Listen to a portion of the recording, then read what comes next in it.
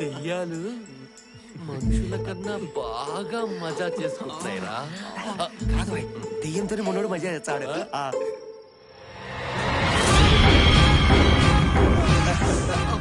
మొగుడు పెళ్ళాలు సరసాలు ఆడుకుంటుంటే చూస్తారా?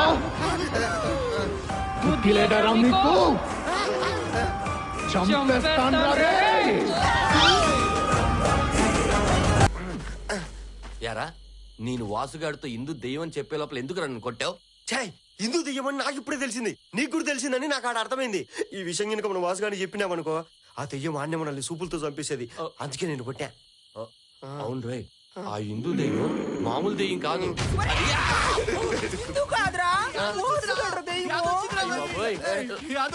నీకేమే అదికొచ్చిందిరా?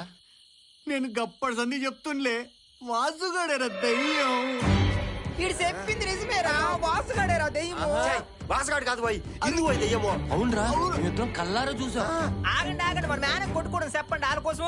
అక్కడికి వెళ్ళి చూద్దామా, తెలిసిపోతుంది కదండి ఎవరు మనసులో ఎవరు దెయ్యమో. ఏంటే అంతే. పద పద.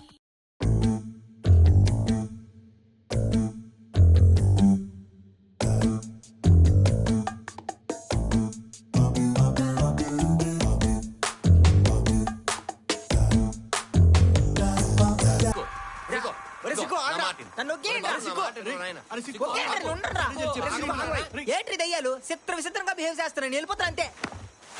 యాడికి పోయి పోయేది? అయినా వాసుగాడిని ఇట్లాంటి పరిస్థితుల్లో ఇచ్చిపెట్టిపోతావా? అయినా ఒక్కసారి ఆలోచించు. వాసుగాడు దెయ్యం దెయ్యం అంటావే, ఇంతసేపు మొత్తం తిరిగి దెయ్యం పెట్టేస్తారా? మీరు ఎన్ని చెప్పినా నేను ఉండరా. రే వాడు ప్రాణాలు అడ్డు పెట్టి మనల్ని కాపాడాట్రా. ఇప్పుడు మనం బతుకున్నామంటే అది వాడి పెట్టిన భిక్ష. నువ్వు మనిషివేనారా?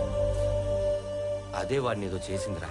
విడిచిపెట్టిపోతా. దాని చేతుల్లోంచి వాడిని ఎలా కాపాడాలో అది ఆలోచిస్తాంరా.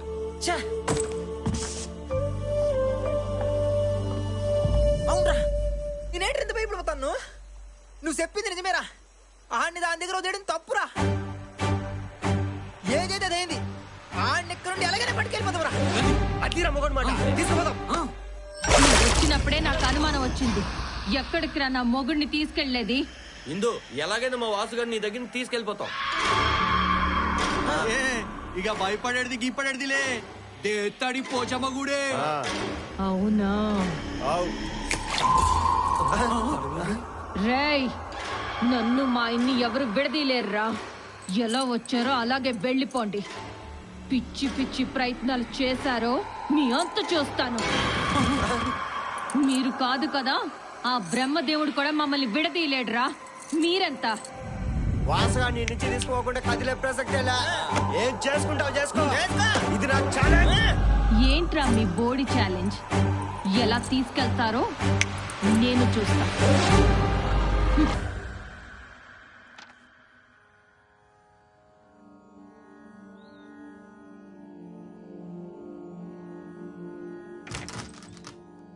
బావా, ఏంట్రా ఇప్పుడొచ్చారు? పెళ్లికి పిలిచినా రాలేదు, అందుకే నా బిడ్డను తీసుకొచ్చాను. నా బిడ్డను ఆశీర్వదించు బావా.